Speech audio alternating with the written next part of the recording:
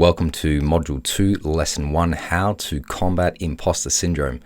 By the end of this lesson, you will be able to utilize a strategy to combat imposter syndrome. Let's begin. American poet and activist Maya Angelou says, "There is no greater agony than bearing an untold story inside you." And I take that to mean that if you're going through imposter syndrome, there is a story inside you. Actually, there's two stories. The first story is the one that you tell yourself, which equates to thinking and believing that you are an imposter, that you are a phony. And the second story is the real story inside you, the untold story that Maya Angelou is talking about in her quote, the story of your authentic self, the story of who you truly are meant to be out there in the world, the person that you're meant to show out there in the world.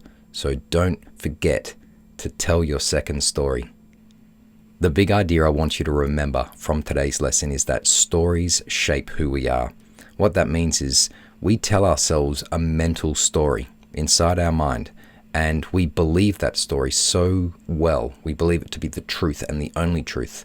And that story can both limit and free us depending on what kind of story that is. It can limit what we are able to do, what we believe we are able to do. It limits our sense of identity, and it also limits our understanding of our worth and our value. And this story is so powerful that it can really limit your amount of freedom and fulfillment in life.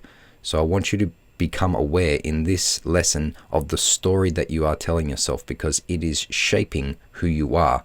And there is a great possibility that you can edit or rewrite your story so that you can expand your worth and expand your freedom. A new story can inspire us. Just think when you go to the movie or you read a great book or even hear a great speech. We have this feeling of being moved by the characters, by the storyline.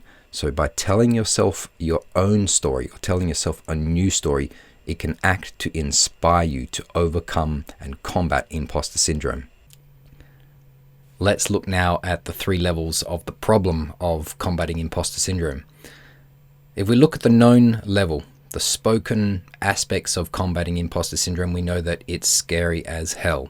And it means we have to face a fear. We have to put ourselves into positions of vulnerability where our inadequacies might be exposed by people, and that could mean public ridicule and humiliation for yourself. And nobody wants that.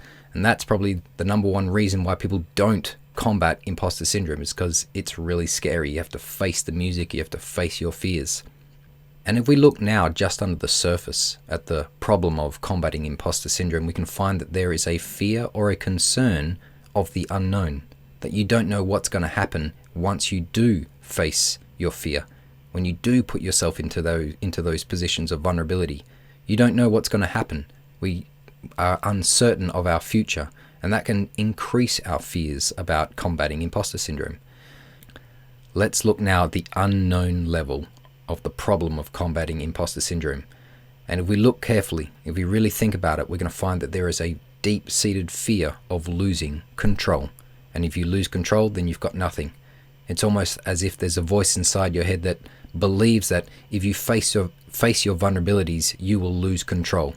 So let's look at a way to gain control.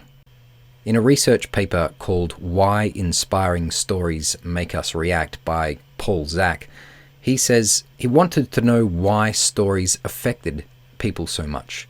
And he found that stories transport us into the narrative, into the story, much like when we go to a movie. And transportation happens when one loses oneself in the flow of the story. And he says it's as if we have put ourselves into the narrative. And you can think of the story or the narrative of your own imposter syndrome.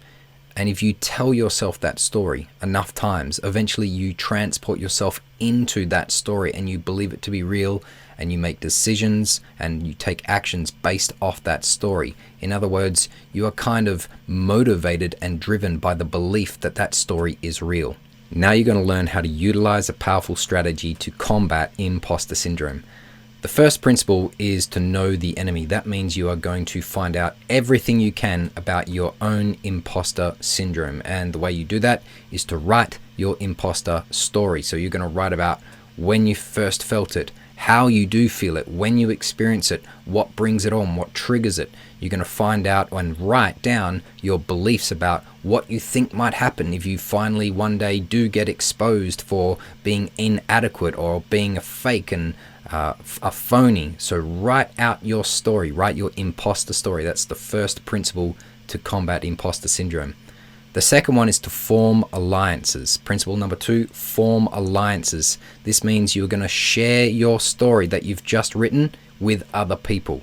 The best kind of person to share your story with is somebody else who's been through imposter syndrome, someone who still feels like it.